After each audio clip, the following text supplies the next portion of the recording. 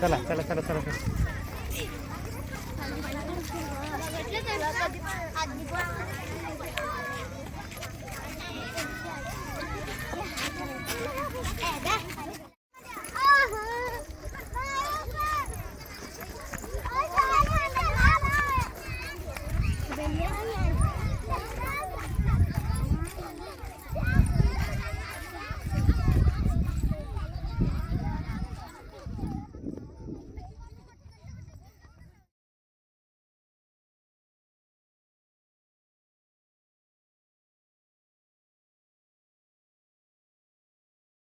जांभळीच्या या ऑक्सिजन पार्कमध्ये नांदेडच्या तुमच्या या कन्या विद्या मंदिरच्या चिमुकल्यांचं सर्व शिक्षकांचं सहर्ष स्वागत. आम्ही जांभळीकर फाउंडेशनच्या या ऑक्सिजन पार्कला सातत्यानं शाळा महाविद्यालय अभ्यासाच्या निमित्तानं वनभोजन क्षेत्रभेट या निमित्तानं भेट देत असतात. त्या निमित्तानं आपला हा प्रभावी आणि एक उत्साहवर्धक उपक्रम आहे. त्या उपक्रमाचं आम्ही सुरुवातीला कौतुक करतो. आपण कोरोना आला होता, सर्वांना माहित आहे कोरोना काय झालं होतं त्यावेळेला.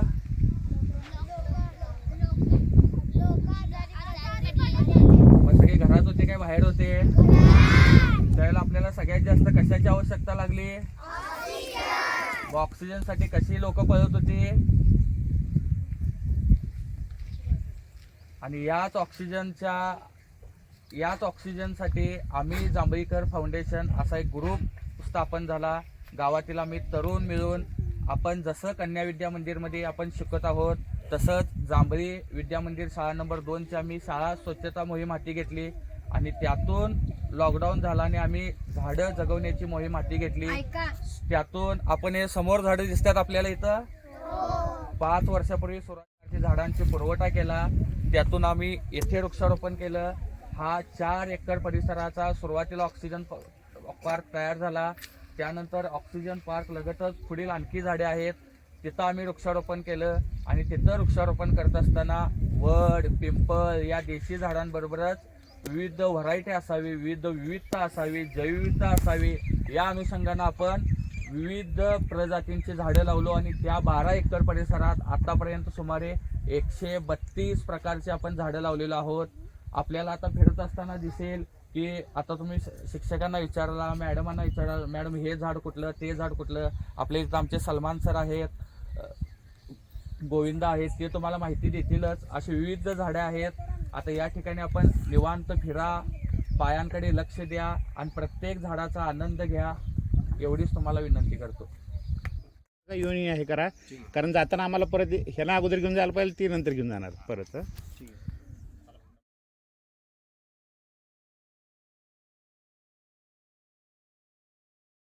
आणि ते दादाने विचारायचं ऐका, सांगतोय बघा दादा.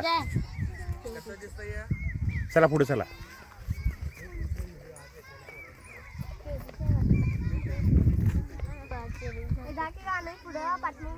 छत्रीसारखं दिसते का झाड? छत्री असं बाहेर कुठं गेले की नाही शो साठी वापरतात. हा झाडच आहे आपलं देशी नाही इकडे विदेशी. सावली चांगली पडते. हा कुठं शाळेच्या आवारात हे असं झालं. झाडाचं नाव काय? टर्मिनेटा. हे झाड काय? चिंच गोड असते ना.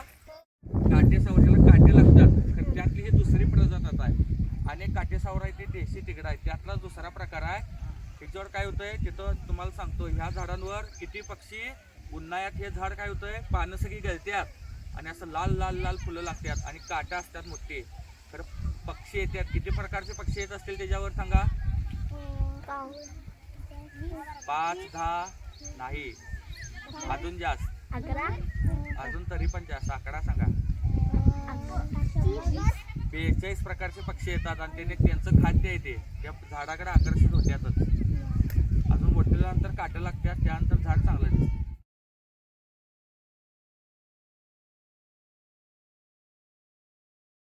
येऊन हे करा, कारण जाताना आम्हाला परत ह्याला अगोदर घेऊन जायला पाहिजे, ती नंतर घेऊन जाणार परत. आणि ते दादाने विचारायचं ऐका, सांगतोय बघा दादा. चला पुढे चला.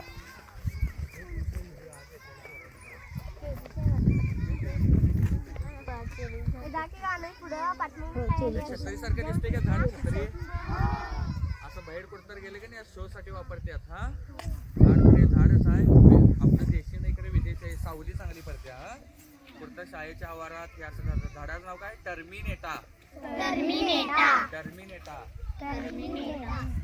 हे झाड काय? चिंच गोड असते ना. काटे सावरीला काटे लागतात. त्यातली ही दुसरी प्रजात आहे. आणि काटे सावर आहे ते देशी तिकडं आहे. त्यातला दुसरा प्रकार आहे. त्याच्यावर काय होतंय तिथं तुम्हाला सांगतो. ह्या झाडांवर किती पक्षी उन्हाळ्यात हे झाड काय होतंय पानं सगळी गळत्यात आणि असं लाल लाल लाल फुलं लागतात आणि काटा असतात मोठे. तर पक्षी येतात. किती प्रकारचे पक्षी येत असतील त्याच्यावर सांगा? 5, 10 नाही अजून जास्त. अजून तरी पण जास्त आकडा सांगा. 42 प्रकारचे पक्षी येतात आणि त्याने त्यांचं खाद्य येते त्या झाडाकडे आकर्षित होत्यातच. अजून मोठ्यानंतर काटे लागतात. त्यानंतर झाड चांगलं दिसतं. हे जे साल काढून रस करून लावलं जातं आणि आयुर्वेदात हे झाड वापरलं जात आहे. काय झाडाचं नाव? अर्जुनी.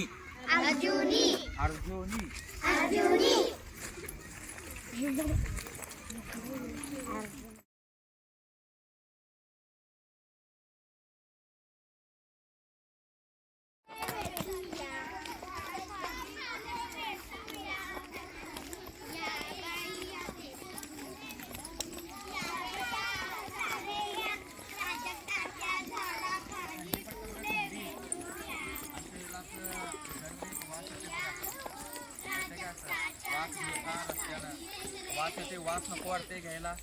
थंडी लागली की येते बघा ते झाड सप्तपर्णी गुरु वास येते. एकदम वास नको वाटते. डोकं धरते वास असते बघा. नांदी तुमचं कुठं आहे काय?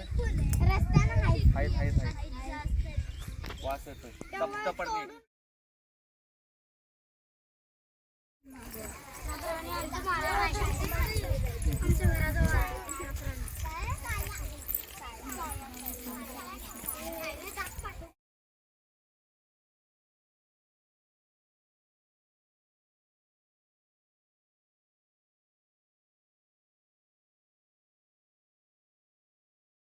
हे करताना कसं झालं आता इथे येताना तुम्हाला एकच झाड पुढं होतं मागं होतं.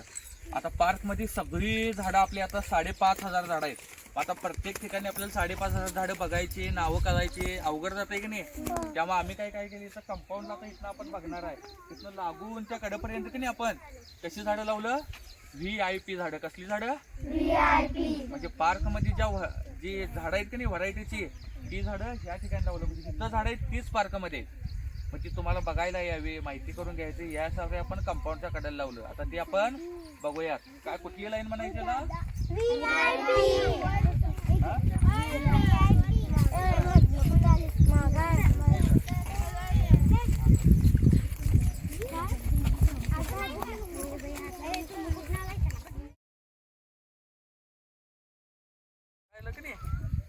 आणि व्यवस्थित ह्या झाडाच्या पानाचं वैशिष्ट्य मोडत नाही. असं मोडलं तर मोडते. असं हे चुरगाळलं की नाही बघा. काय झाडाचं नाव? मुकचुंद.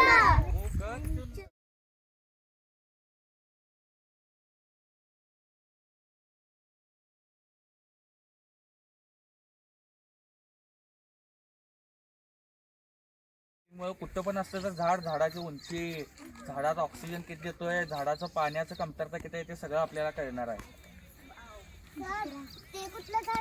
कुठलं?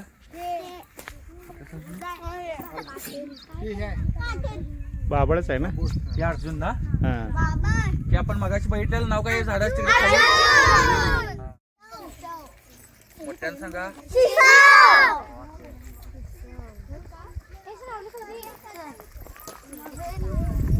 झाड बघा ह्या झाडाला पण काटा आहे. कशासारखं झाड आहे?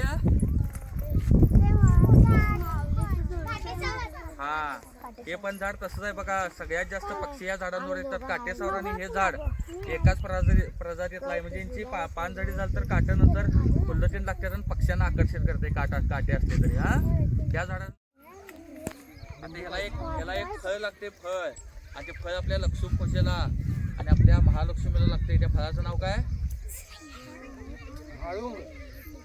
झाडाचं नाव काय? महालुंग. झाडाचं नाव काय? महालुंगाचं फळ कुणाला आवडतंय? महालक्ष्मीच्या पूजेला हे झाड, याचं फळ. झाडाचं नाव काय? आणि हे झाड कुठलं सांगा आता मग? आणि कशाला पानं 3 असतात? पळसाला. हा, झाड कुठलं ये? पळस. पळसाला पाने 3. झाडाचं नाव काय? पळस. हा, बघा पानं कसं असतात 3 प्रत्येक काढलं आहे काय? हा, म्हणून या झाडाचं नाव काय? शिवण. या झाडापासून लय काय काय शिवत्यात, लाकडं शिवत्यात, सगळं चांगलं प्रत्येक करते शिवत्यात. म्हणून झाडाचं नाव काय? शिवण. मोठ्यानं सांगायचं झाडाचं नाव काय? शिवण. पानं कशी? पानं कशी? हे झाड कुठलं दिसतं रे?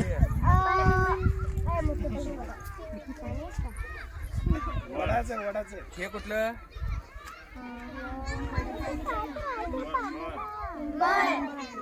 हे कुठलं आतलं? आतलं कुठलं? बेलाचं. आणि त्या पहिले हे कुठलं आतलं? एक वर झाली की कुठलं कुठलं?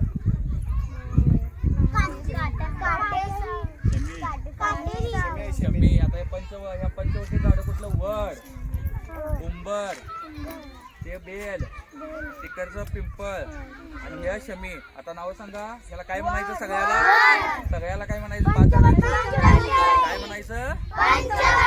हे झाड कुठलं? हे झाड, हे झाड, हे कोपऱ्यातलं झाड आणि हे. चला,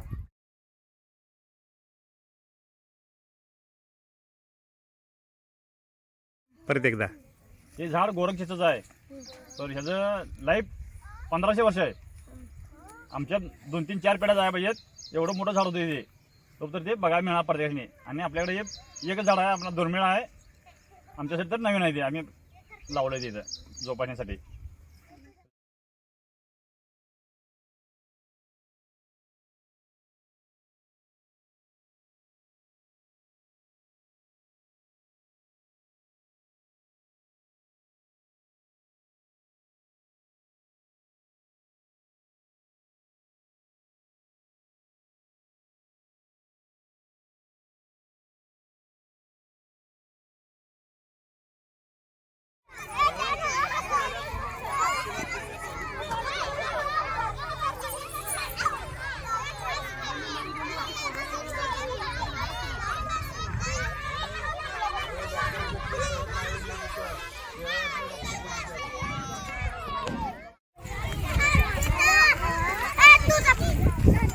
चला चला चला चला, मागं चला त्यांच्या. चला,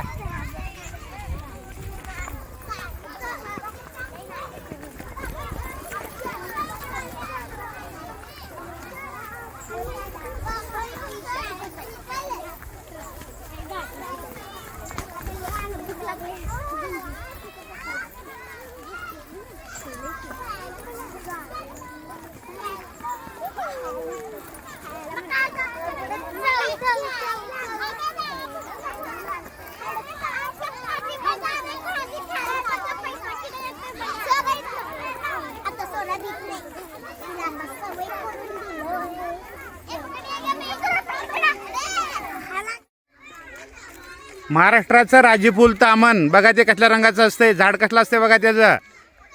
आपल्याला बघायला मिळत नाही, खास करून डोंगराळ भागात जिकडे आहे तिकडे ते तामन फुल असतात. झाडं तिथे जी असतात. आणि हे आपलं राज्याचं फुल आहे. हे महत्वाचं. हा, राज्य फुलं हे आपल्याला माहिती होणं गरजेचं आहे. ते आपण काय कुठं पण बघतोय, मला काय माहित नाही. झाडाचं नाव लक्षात ठेवा.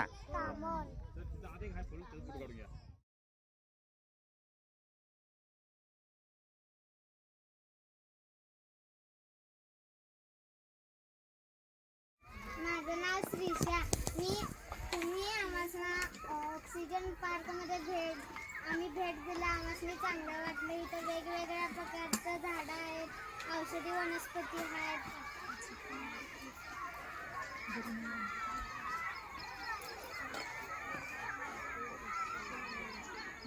पार्कमध्ये येऊन आमच्या शाळेला येऊन येते. आमच्या राज्याचे फूल व वेगवेगळी फळझाडे फुलझाडे व जास्त वर्ष टिकणारी वनस्पत्या व औषधी वनस्पती अशा वेगवेगळ्या वनस्पती व फुलझाडे फळझाडे बघायला मिळाली व येथील काकांनी आम्हाला खूप छान प्रकारे या झाडांची फुलझाडांची माहिती सांगितली. म्हणून मी आमच्या शाळेच्या वतीने या ऑक्सिजन पार्कचे आभार मानते.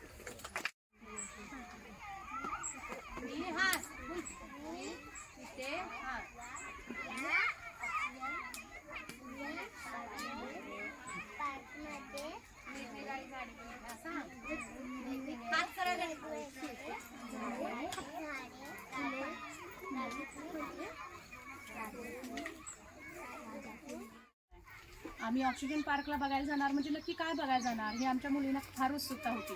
पण इथं आल्यानंतर एवढं छान वाटलं. त्या मुलींनी एवढं जवळ असून सुद्धा हे असं छोटंसं जंगल कधी अनुभवलंच नसणार आहे. छोटी देशी झाडं या मुलींना बऱ्यापैकी माहीत होती, पण अगदी नाविन्यपूर्ण जे आम्हाला माहीत नाही दुर्मिळ झाडाचे आम्हाला बघायला मिळाले. त्यातले बरेचसे आम्ही औषधी वनस्पती कोणत्या, या वनस्पतींचा उपयोग काय काय होतो किंवा त्यांच्या खोडांचा उपयोग काय काय करतो, बरेच प्रश्न मुलींनी यांना विचारून यांनी आम्हाला खूप छान माहिती दिलेली आहे. आणि इथं आल्यानंतर एक मुलींना अशी ऊर्जित अवस्था निर्माण झाली की आपण झाड का लावायचं, त्याचे फायदे का असतात. आणि मुलींनी आम्हाला स्वतःहूनच सांगितलं की आम्ही आता गेल्यानंतर आमच्या शेतात म्हणा आमच्या घरात परसात एक एक झाड लावणार आणि जी झाडं आम्हाला आवडली त्याच्याबद्दल आम्ही माहिती सुद्धा लिहिणार आहे. आणि इथं आल्यानंतर एक असं काहीतरी म्हणजे रोज शाळा म्हटल्यानंतर मुलींना थोडंसं कंटाळा, पण इथं आल्यानंतर मुली एवढ्या आनंदित आहेत. दिवसभरात बघतोय आम्ही आल्यानंतर आणि माहिती पण भरपूर आमच्या मुलींना मिळाली. त्याबद्दल मी ऑक्सिजन पार्कच्या सर्व कार्यकर्त्यांचे आभार मानते.